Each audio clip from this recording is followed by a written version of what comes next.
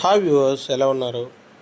అందరూ బాగున్నారా? ఈరోజు మనం కోడి బోటి అంటే మీ అందరికీ తెలుసు కదా, కోడి గుడ్లు, లివరు, అలాగే కందినకాయ అంటే కాజు అంటారు కదా, ఈ వీటితో ఒక చక్కటి రెసిపీ చేస్తున్నాం.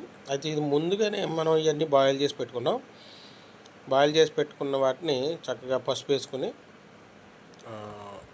బాయిల్ చేసాం. ఫుల్ బాయిలే చేసుకోవాలి. ముందుగా మనం స్టవ్ వెలిగించుకొని కడాయి పెట్టుకొని ఆయిల్ అవి పోసుకుందాం. ఇందులో ఆయిల్ పోసుకున్న తర్వాత నేను అది వీడియో తీయలేకపోయాను, కానీ ఇందులో ఆయిల్ పోసుకున్న తర్వాత ఒక ఉల్లిపాయ, చిన్న దాల్చిన చెక్క ముక్క, ఒక స్టార్ ఫ్లవర్ అంటే అనాస్ పువ్వు అంటారు కదా, అది 4 లవంగాలు, ఒక యాలక్కాయ, ఒక తేజ్పత్తా అంటే బిర్యానీ ఆకు, ఇవి వేసి దాన్ని బాగా రోస్ట్ చేసాం.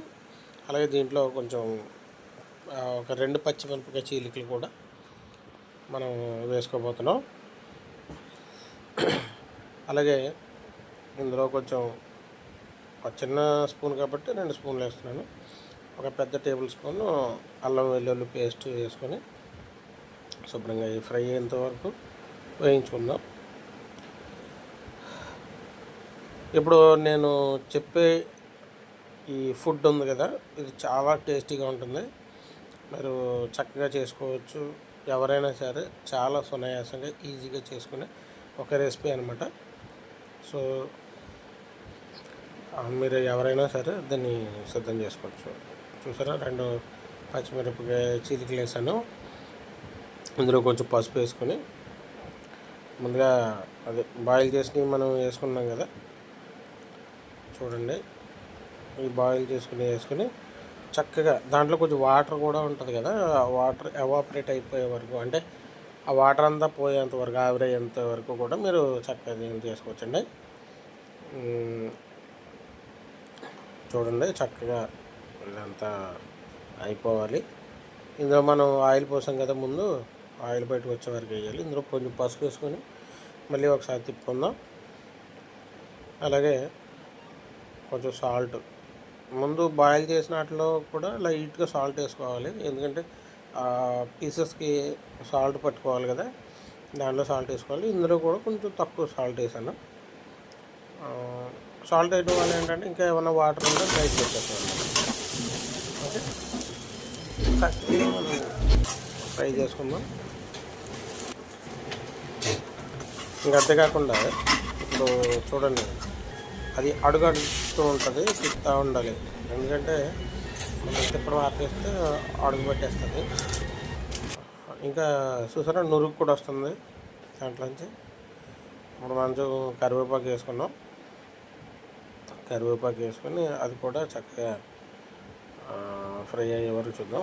కరివేపాకు అంటే నాకు చాలా ఇష్టం అనమాట. ఎక్కువ నేను కరివేపాకు వాడతాను. మీరు కరివేపాకు చక్కగా ఎక్కువ వాడుకుంటే మంచి ఫ్లేవర్స్ వస్తాయి. కారం కూడా వేసుకుందాం. ఒక 2 స్పూన్లు కారం వేసుకొని అది ఇప్పుడు కూడా ఫ్రై చేసుకుందాం. ఇప్పుడు ఏం చేయాలంటే, కారం మాడిపోతుంది కదా, ఇంకోటి ఏంటంటే కారం మాడిపోయి ముక్కల్ని పట్టుకోదు. అందుకని ఏం చేయాలంటే కొంచెం, ఎంత కాదు, టీ కప్లో సగం మాత్రమే నేను వాటర్ పోస్తాను, ఎందుకంటే అది పట్టుకోవాలి కదా. మసాలా అంతా కూడా చక్కగా ఆ కారం ఇవన్నీ కూడా ఎప్పుడైతే దీన్ని పట్టుకుంటాయో మంచి బాగుంటుంది. కారం ఉడికితే కూడా చాలా టేస్ట్ ఉంటుంది అన్నమాట. కారం ఉడకాలి. చాలామంది ఫ్రై చేసి పక్కన పెట్టేస్తారు. కారం ఉడకాలి, ఉడికితేనే దాంట్లో ఉన్న కమ్మదనం అంతా కూడా బయటకు వస్తుంది అన్నమాట. ఫ్రై చేసేసి అలా డ్రై అయిపోయిన తర్వాత తీసి పక్కన పెట్టేయకూడదు. ఇంకొకటి, వెజిటేబుల్ ఫ్రై చేసేటప్పుడు మాత్రం వాటర్ పోసుకోకూడదు. నాన్ వెజ్ ఫ్రై చేసేటప్పుడు కారం వేసుకున్నా లైట్గా వాటర్ పోయాలి. వెజిటేబుల్స్ అయితే అవసరం లేదు. వెజిటేబుల్స్ ఇప్పుడు కూడా వాటర్ పోయకూడదు. వెజిటేబుల్ ఫ్రై అది కూడా మీకు త్వరలో చేసి చూపిస్తాను. ఒక టేబుల్ స్పూన్ గరం మసాలా వేసుకుందాం. ఇది కూడా నేను తయారు చేసిన గరం మసాలా. అది ఈ గరం మసాలా ఎలా తయారు చేయాలో కూడా మీకు చక్కగా చేసి పెడతాను. దాని ప్రకారంగా చేసుకోండి. ఇదంతా కూడా మేము ట్రెడిషనల్ ఫుడ్ అనమాట.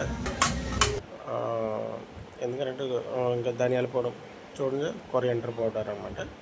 కొంచెం ధనియాల పొడి వేసుకుందాం. ఒక 1/2 టేబుల్ స్పూన్ వస్తుంది మేబీ, అప్పుడు నేను వేసింది.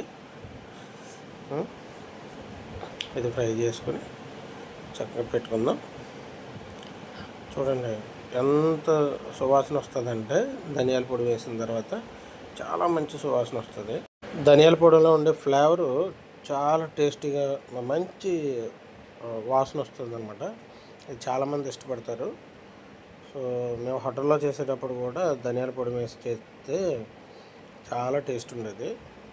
అదొక మంచి ఫ్లేవర్ అనమాట, చాలామంది ఇష్టపడే ఫ్లేవరు. సో ఇలా కొంచెంసేపు మగ్గనిద్దాం. అది వాటర్ పోసాం కదా, తిప్పాం కదా, కొంచెం మగ్గనిచ్చిన తర్వాత ఒకసారి మళ్ళీ తిప్పుతాం. ఇదంతా కూడా సిమ్లోనే పెట్టాలి. కారం వేసిన తర్వాత ఎప్పుడైనా సరే సిమ్లోనే, తక్కువ మంటలోనే ఇది చక్కగా ఫ్రై అవ్వాలి.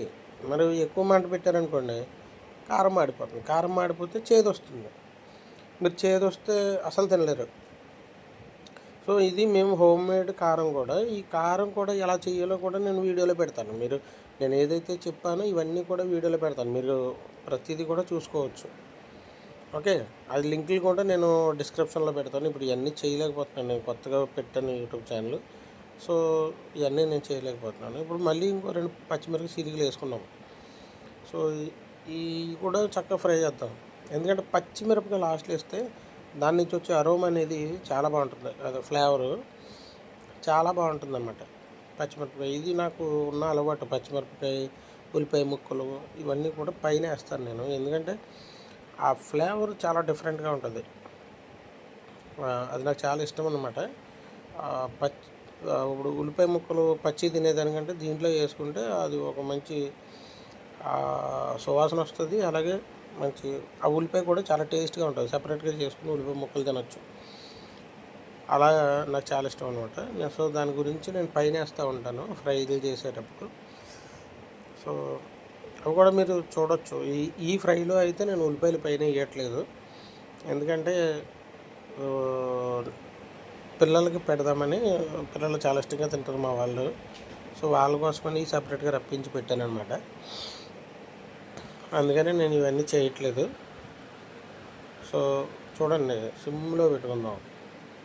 ఇప్పుడు ఒకసారి టేస్ట్ చూస్తున్నాం కదా, కొంచెం సాల్ట్ తక్కువైంది. మళ్ళీ కొంచెం సాల్ట్ వేద్దాం. సాల్ట్ వేసుకుని దింపేసుకుందాం.